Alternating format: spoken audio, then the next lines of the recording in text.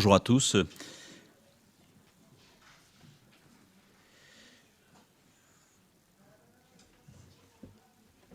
J'aimerais m'arrêter ce matin sur un point qui probablement nous concerne tous, en tout cas qui me concerne moi et qui est bien souvent un combat que je dois mener, particulièrement dans le ministère qui est le mien. C'est la notion du besoin, de la recherche de plaire à tout le monde. Qui ne s'est jamais retrouvé dans une situation où nous avons envie de plaire? Je ne dis pas de faire plaisir, ce qui serait un peu différent, mais bien de plaire dans ce que je suis. Et je me suis retrouvé plusieurs fois face à un dilemme: comment plaire à deux partis qui s'opposent, par exemple. Et puis, plus difficile, en tant qu'individu, en tant que pasteur, comment dire à quelqu'un qu'il est dans l'erreur, que ce qu'il dit n'est pas juste, avec la crainte de déplaire dans ce que je vais dire. Et la tentation est là de vouloir aller dans le sens de tout le monde. Parce que quand on prend le risque de déplaire, eh ben, ça produit une certaine frustration, un sentiment désagréable de déplaire, et généralement mon ego n'aime pas tellement ça. Mon ego n'aime pas être mis de côté. Le problème pour nous, chrétiens, se pose quand il n'est pas possible ou qu'il semble difficile de concilier plaire à Dieu et plaire aux hommes. Alors que faisons-nous? Parce que la Bible, elle est claire. Nous savons qu'il nous faut premièrement plaire à Dieu. Alors quand c'est conciliable avec le fait de plaire aux autres, pas de problème. Mais parfois, nous sommes face à une situation où nous avons peur de la réaction de l'autre. Et je me suis posé la question, mais est-ce que Pascal, tu as cette peur aussi de déplaire à Dieu dans ce que tu vas dire? J'ai perdu très probablement beaucoup d'énergie et peut-être des amis à vouloir plaire à tout le monde. Parce que cela procure généralement de la déception, d'un côté ou de l'autre, de l'incompréhension. Et je dois accepter qu'il est difficile de plaire à tous, mais qu'il est par contre possible de continuellement plaire à Dieu. Et que là, je ne serai pas déçu par Dieu. Je serai peut-être déçu par la réaction d'autres, mais pas par Dieu.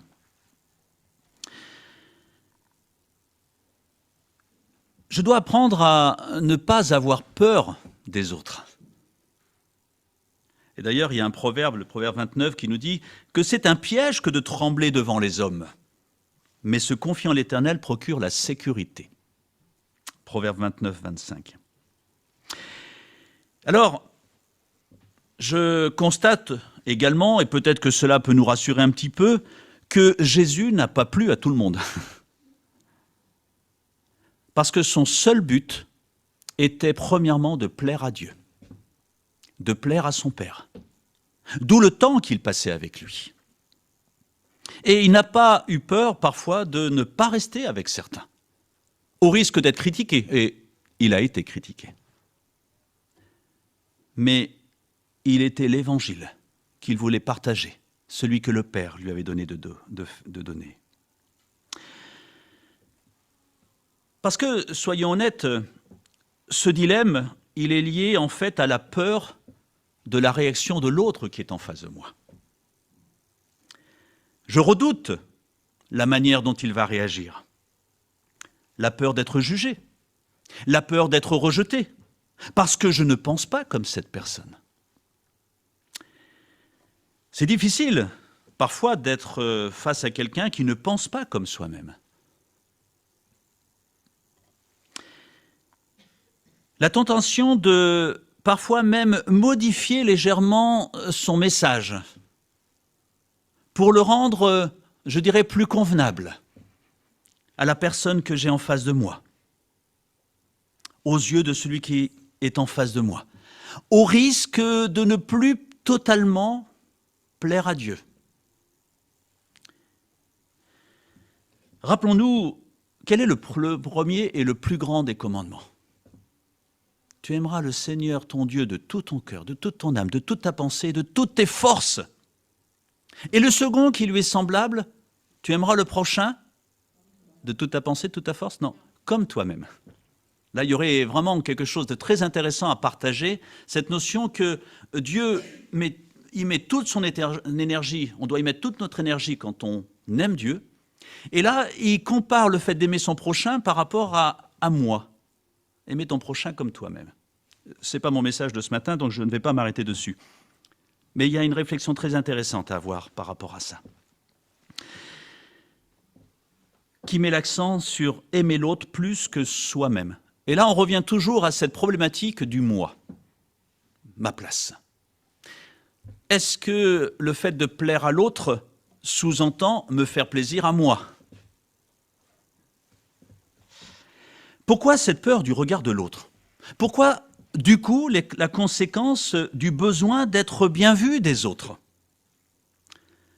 Parce que, normalement, seule la crainte de Dieu devrait être notre guide. Et c'est un danger pour tous.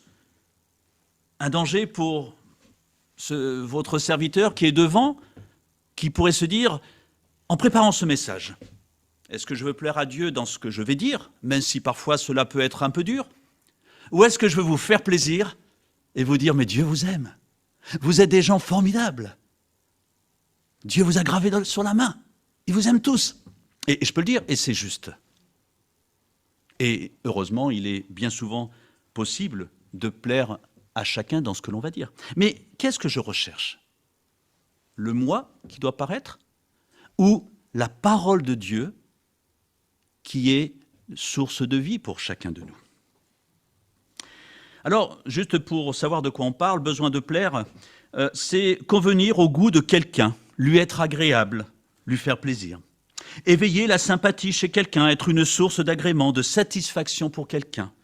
Avoir la cote, être du goût d'eux. Et la tentation, elle est grande. Pourquoi? Parce que depuis la chute qui a fait de nous des petits dieux, nous avons besoin de prouver aux autres que nous sommes bien. Et nous nous retrouvons en concurrence avec d'autres, avec le besoin d'avoir plus de likes que les autres sur mon Facebook de mon existence. Imaginons que d'autres aient plus de likes que moi. C'est comme ça qu'on dit, je crois, un like. Mais quand je l'ai écrit, je ne savais même pas comment ça s'écrivait. Bon, voilà. Je me suis dit, bon, ça doit être un rapport avec l'anglais, mais bon, voilà. J'ai besoin d'être reconnu, d'exister, jalousant alors toute personne qui pourrait me faire de l'ombre. Ainsi, je recherche à plaire, mais d'une manière orgueilleuse, et non pour plaire à Dieu. Je dois, nous l'oublions pas, changer de costume. Nous l'avons assez lu dans l'Épître aux Colossiens, au chapitre 3, et je vous encourage à relire. Vous avez revêtu l'homme nouveau, qui se renouvelle pour parvenir à la vraie connaissance, conformément à l'image de celui qui l'a créé. Et puis ce verset, que la parole de Christ habite en vous dans toute sa richesse. J'aimerais m'arrêter sur 2 versets de l'Épître aux Galates. Et l'Épître aux Galates, elle est très intéressante parce qu'elle nous parle de ce risque de retomber sous l'esclavage. Et c'est un danger qui nous touche tous. Sous couvert de liberté, nous nous remettons parfois sous l'esclavage de certaines situations. Galates, chapitre 1 et verset 10. Je vais le lire, vous pourrez le relire après si vous voulez. Je vais le lire dans la seconde 21.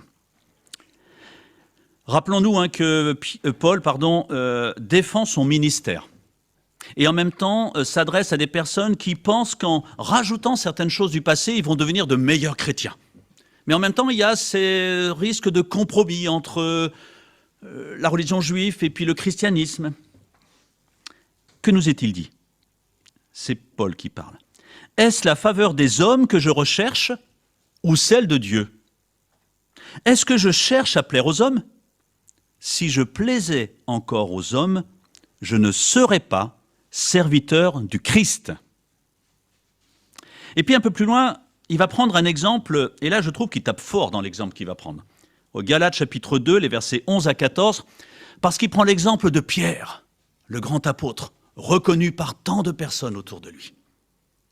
Mais lorsque Pierre est venu à Antioche, je me suis ouvertement opposé à lui parce qu'il était condamnable. Je ne sais pas si on arrivera à parler comme ça dans l'Église. En effet, avant la venue de quelques personnes de l'entourage de Jacques, il mangeait avec les non-juifs. Mais après leur arrivée, il s'est esquivé et s'est tenu à l'écart par crainte des circoncis. Les autres juifs ont pratiqué avec lui ce double jeu, de telle sorte que même Barnabas a été entraîné dans leur hypocrisie. Quand j'ai vu qu'il ne marchait pas droit, puisqu'il ne respectait pas la vérité de l'Évangile, j'ai dit à Pierre devant tous, « Si toi qui es juif, tu vis à la manière des non-juifs et non à la manière des juifs, pourquoi veux-tu forcer les non-juifs à se comporter comme des juifs ?» Peut-être que, un peu voyeur, on aurait aimé être là pour voir cette confrontation entre Pierre et Paul. Et devant tous. Et il y aurait une raison sur laquelle je n'ai pas vraiment le temps de m'arrêter, parce que ça s'adresse à chacun de nous. Paul sait de quoi il parle, parce qu'il a découvert la vraie liberté en Christ, esclave qu'il était de quoi? De la religion. Intéressant, parce que la religion, c'est ma relation avec Dieu, pourrions-nous penser. Mais il en était devenu esclave au point de ne plus savoir être à l'écoute de Dieu, jusqu'à ce que Dieu l'arrête sur le chemin de Damas. Et Paul défend son ministère, et on l'avait eu, il reprend certains judaïsants. Paul pose alors la problématique du danger du compromis, qui aurait pour finalité de vouloir plaire à tous au détriment, est-il dit, de la vérité de l'Évangile. Il y a une priorité. Et dans l'Épître aux Galates, Paul va défendre constamment le message de la vérité, le message de l'Évangile. Dit autrement, la volonté de Dieu. Et il tape fort, on l'a vu. Parce que Paul parle d'hypocrisie en disant à Pierre, mais tu te rends compte que tu compromets la vérité de l'Évangile. Et tu fais ça en douce. Parce que généralement, quand on n'est pas sûr de soi, on ne le fait pas au grand jour. Et là, Pierre, c'est ce qu'il fait, au point d'entraîner d'autres personnes. Quelle est la faute de Pierre? On va dire, il a mangé avec les non-juifs, après il mange avec les juifs, quel est le problème? Le problème, c'est que Pierre, il a eu peur de ce que pensaient les autres, du regard des autres. Peut-être esclave du titre d'apôtre qu'il avait, de l'aura qui était le sien, et de vouloir prioriser, peut-on lui reprocher, de désirer continuer à plaire à chacun, avec l'excuse de dire « je veux continuer à prêcher l'Évangile. Je ne dois pas me braquer avec qui que ce soit. » Il cherche à être bien vu de tous dans un compromis compliqué, puisqu'il fait les choses d'une manière pas très visible, mais un petit peu en cachette. Et je me dis combien de fois, quand je suis face à quelqu'un, est-ce que ce que je suis capable de lui dire, je serai capable de le répéter devant Dieu? Mais d'ailleurs, je le dis devant Dieu, puisqu'il est là. Paul met l'accent sur la priorité d'être serviteur de Christ. Il l'est dit, on a vu dans le chapitre 1. Si je voulais plaire aux hommes, je ne serais pas serviteur de Christ. Et ça, c'est, me semble-t-il, le point important dans ce thème de plaire aux autres. Il va même jusqu'à suggérer que parfois plaire aux hommes n'est pas compatible avec le statut de serviteur de Christ. La question, parce que le danger, c'est d'utiliser nos critères humains au détriment de la volonté de Dieu. La question que l'on doit se poser en toute situation, de qui suis-je serviteur? De Dieu ou d'autres? Paul démontre dans cette épître aux Galates qu'un serviteur de Dieu doit veiller à ne pas se placer sous le joug d'un esclavage. Galates 5.1, ne vous placez pas sous le joug de l'esclavage. Et il met en garde le peuple, cette Église, en disant c'est tellement... On risque tellement de se placer sous le joug d'un esclave. Faites attention. N'oublions pas, toujours dans l'Épître aux Galates, au chapitre 5, ce que produit la chair. Et ce n'est pas que du vol, ce n'est pas que des problèmes d'ordre éthique et tout. La chair produit haine, querelle, jalousie, colère, rivalité, division. Quand l'esprit produit un fruit qui est amour, joie, bonté, douceur, maîtrise de soi. Paul déclare que si nous recherchons l'approbation des autres, nous changeons de maître. Est-ce que j'en suis conscient? Et du coup, je ne suis plus serviteur de Dieu, mais je suis leur serviteur. Parce que je me mets à leur service sans m'en rendre compte. Pour ne pas dire, et c'est un mot que Paul emploie dans cet épître, esclave des autres. Les termes sont forts, parce que bien souvent, Paul, et là il y aurait aussi un autre message à vivre, à préparer, on met d'un côté la notion de serviteur de Dieu et de l'autre côté esclave d'autre chose. Ça serait intéressant, d'un côté où je décide et de l'autre, je subis la chose. Chair, esprit, à méditer. Et c'est là que le bas blesse. Parce que quand je ne retrouve plus serviteur de Dieu, mais que je suis au service des autres, alors cela provoque certaines souffrances, générant une certaine insécurité. Mais comment l'autre va réagir? Que va-t-il penser? Nous nous mettons sous le contrôle de leurs pensées, voire même de leurs attentes. Et alors, nous avons besoin de nous en sortir en paraissant bien, allant jusqu'à jalouser certaines places. Pourquoi lui, il a cette place et il est bien vu et moi, j'y arrive pas?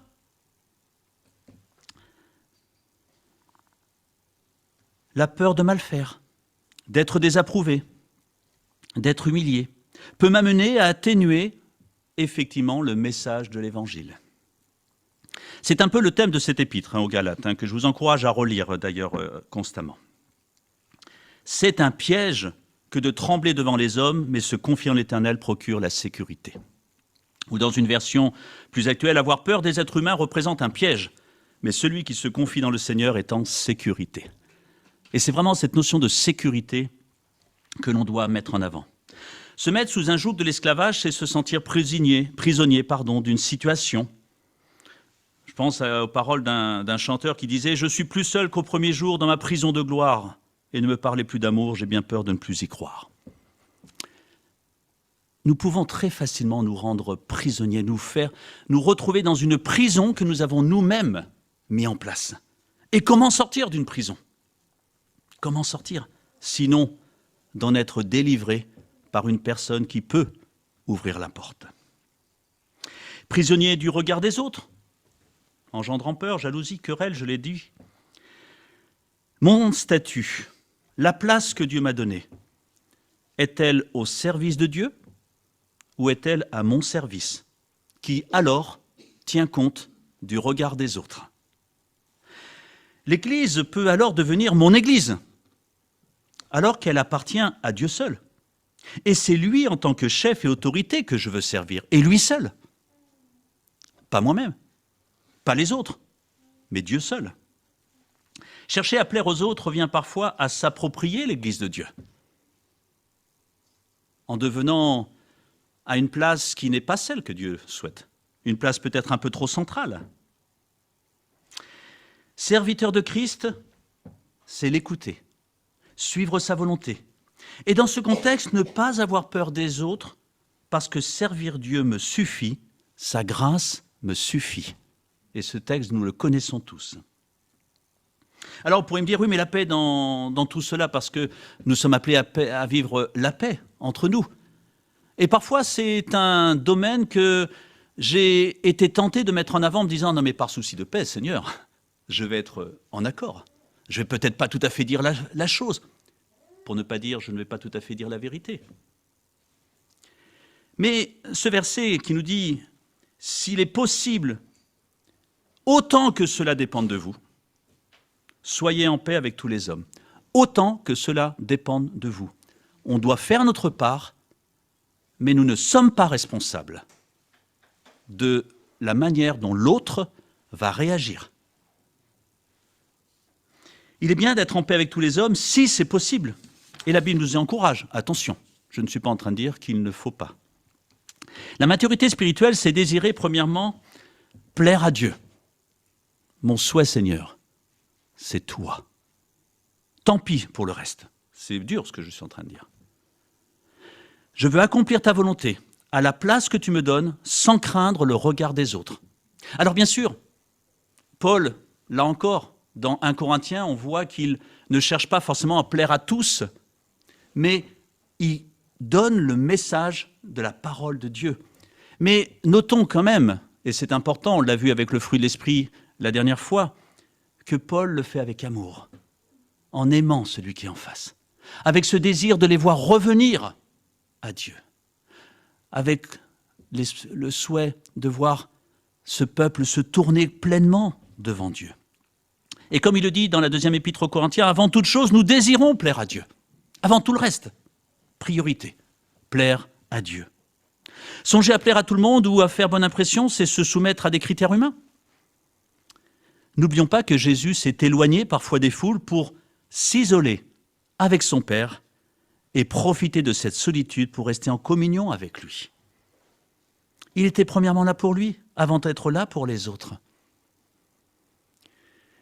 Il y a un danger de vouloir plaire à tout le monde. Je pense à Pilate, qui quelque part reconnaît que Jésus, il ne mérite pas d'être puni. Mais pour ne pas s'attirer la crainte des autres qui ont dit « mais si tu aimes César, tu dois le prisonnier ». Pilate a dit « oula, il faut peut-être mieux plaire aux hommes que indirectement plaire à Dieu ». Il y a des hommes comme Jérémie, je suis en train de lire le livre de Jérémie, alors si vous déprimez un peu, attendez un petit peu pour le lire peut-être. Mais Jérémie, il n'a pas cherché à plaire aux hommes, il a cherché à plaire à Dieu. Et j'admire mes frères et sœurs dans les pays où la persécution règne, qui subissent cette persécution parce qu'ils ont premièrement choisi de plaire à Dieu, alors qu'il serait si tentant de plaire aux hommes. Soyons sages, n'essayons pas de nous ranger du côté des autres, malgré leurs erreurs, mais mettons-nous du côté de notre Dieu qui nous aime. Pour terminer, en conclusion, on voit que Pierre, il a eu peur de déplaire à certains. Parfois nous avons peur, nous aussi, de déplaire. Et il s'est retrouvé prisonnier de leurs attentes. Qui voulons-nous servir ? Et c'est une question importante, encore un peu dans ce début d'année. Qui ai-je envie de servir cette année ? Il y a plusieurs solutions. Dieu, c'est le conseil que la Bible nous donne. Moi-même, la tentation est très grande. Et les autres, sans se rendre compte que la deuxième possibilité m'amène à la troisième. Me servir moi, c'est en partie se soumettre, pour ne pas dire se mettre sous l'esclavage d'autres personnes. Nous devenons, parce que nous devenons esclaves de leurs pensées, et leur opinion devient importante, au risque que celle de Dieu disparaisse derrière la leur. Mais ce chemin, il est miné par la nature orgueilleuse de l'homme, et il ne pourra jamais être satisfaisant parce que je ne serai jamais tranquille sur l'idée de « est-ce que ça suffit ? Est-ce que ça va durer ?» Alors qu'avec Dieu, j'ai cette sécurité. Son amour durera éternellement.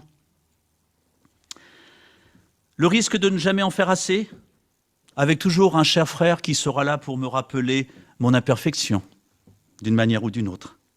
Avec Dieu, il en est tout autre, parce que quand il nous reprend, c'est pour nous élever. Parce qu'il nous aime, il veut nous assurer de son soutien. Il veut nous montrer que je suis en sécurité avec lui et que je peux le servir sans problème, parce qu'il est celui qui m'aime. Il est celui pour qui je suis précieux, celui avec qui il veut travailler.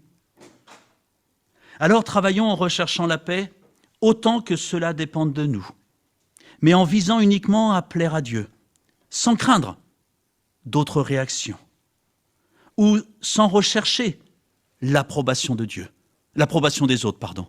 Recherchons uniquement et simplement l'approbation de Dieu.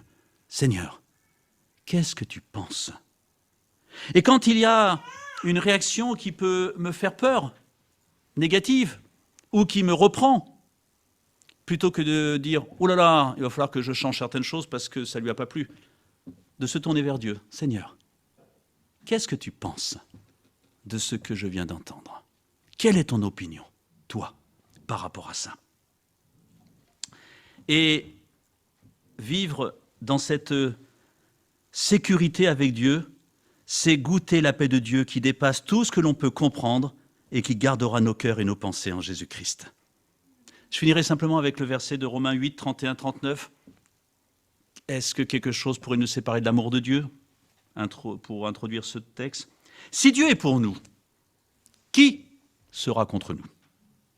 Qui accusera ceux que Dieu a choisis? C'est Dieu qui les déclare justes. Qui les condamnera? Jésus-Christ est mort, bien plus, il est ressuscité. Il est à la droite de Dieu et il intercède pour nous. Qui nous séparera de l'amour de Dieu? Qui nous séparera de l'amour de Christ? Dans tout cela, nous sommes plus que vainqueurs grâce à celui qui nous a aimés. Rien ne pourra nous séparer de l'amour de Dieu manifesté en Jésus-Christ, notre Seigneur. Voilà le privilège de décider, de désirer et de demander l'aide à Dieu, de plaire à ce Dieu qui nous aime. Et nous ne serons jamais déçus. Prions. Seigneur, nous te remercions pour cet amour que tu as pour nous malgré nos faiblesses, malgré notre orgueil, malgré notre peur des autres, malgré notre envie toujours de paraître ou de faire, alors que tu nous dis simplement d'être à ton service, de prendre du temps avec toi pour vivre ce que tu nous demandes de vivre. Seigneur, apprends-nous à désirer simplement te plaire, à ne pas avoir peur des autres, mais d'être dans ta volonté, d'être à ton écoute, de laisser tout simplement ton esprit conduire notre vie, Seigneur. Seigneur, nous voulons te le demander parce que nous le voulons dans notre vie, Seigneur, conscients de nos faiblesses, mais conscients aussi de ton amour. Alors Seigneur, fais de ton Église un ensemble de serviteurs qui ont pour plaisir de travailler pour toi, avec toi, par ta grâce. Amen.